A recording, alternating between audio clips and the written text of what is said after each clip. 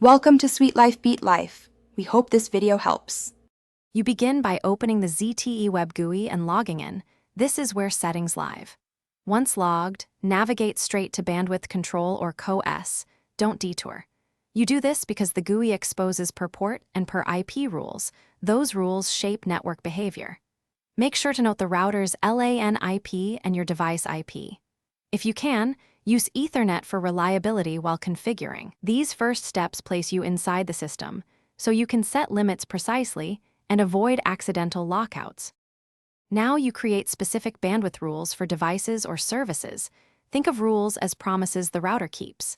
Enter the target IP or MAC, set upload and download limits in kbps or mbps, and pick a priority. Lower priority yields less bandwidth under contention.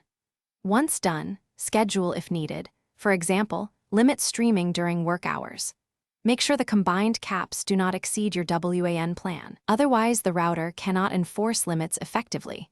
Save each rule and preview active. Finish by applying changes and confirming rules appear in the active list. Sometimes a router reboot makes them stick.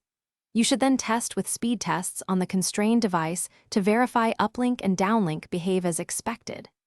If traffic still bypasses limits, make sure rules aren't overridden by higher priority entries, check for IP conflicts or dynamic DHCP changes, and confirm firmware is current. As a key troubleshooting tip, reboot the router after edits, then recheck rule order. Rule precedence often fixes unexpected.